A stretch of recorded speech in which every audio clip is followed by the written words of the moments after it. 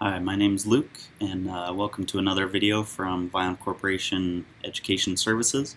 Today I'm just going to show you how to add a simple storage array to HCS 8.1.4. Now the operation really hasn't changed much since HCS 6, but it's worth just showing how to do it for anybody that's never had the chance to do it. You get to see just how easy it is, and you don't have to be intimidated by HCS. So what we're going to do is, first we're going to point out that we have currently no data showing in our HCS. This is a new install of HCS, and I don't have a storage array added. So the easiest way to see that is I have no utilization in my physical capacities. So what we need to do is we need to add a storage array to start populating some of this information. So what we're going to do is we're going to jump to the Resources tab. We are going to go to make sure we're clicked on Storage Systems, All Storage Systems, and we're going to say Add Storage System. Pretty easy so far. It's a wizard based, it's pretty hard to mess it up. So what I'm going to add is an AMS 200. So I'll go ahead and put in the IP addresses for the controller 0 and controller 1. And in my case, I'm using a non-secure protocol since it's just here in the lab. If you were in a customer environment, you may have to choose secure or any or non-secure depending on how they're set up.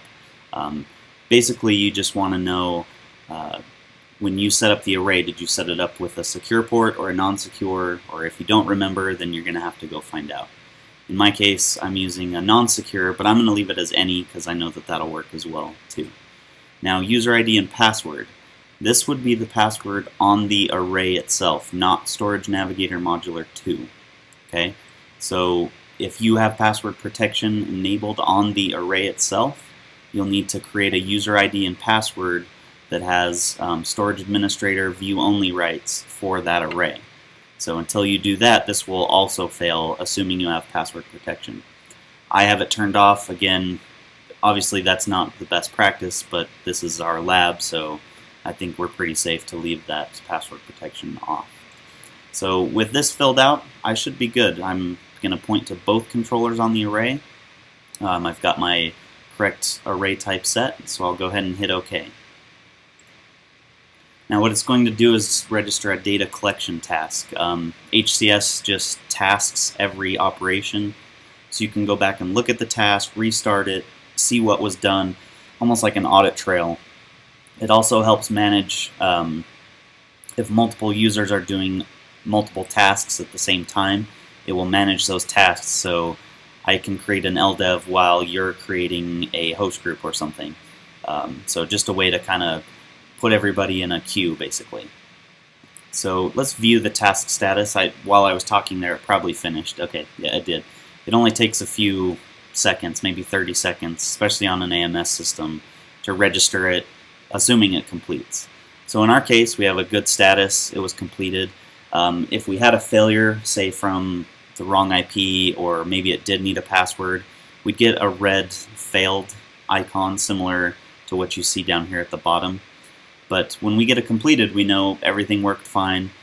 We can see the elapsed time, completion time, start time. So if you ever need to go back and see what did I do yesterday that maybe broke this server or something, just for instance, you can kind of walk back in your audit trail and see what you've done, what you did that day, and hopefully track back to what you did. So let's take a look at what that shows us now. So if we go to Resources, there's our AMS 200, some basic information about it, number of volumes, allocated capacity, so on and so forth.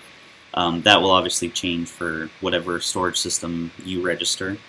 But you can already see that HCS within those 23 seconds picked up the number of volumes, basic information that we'll need to know. I'll also show you that the dashboard has been updated. So with this one system, our data center shows about 7 terabytes of total capacity.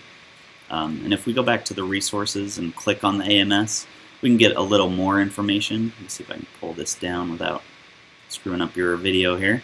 But you can see, some basic information: serial number, again, capacity, cache, firmware level, and then from here, this is where we can start adding LDEVs manipulating the array from HCS.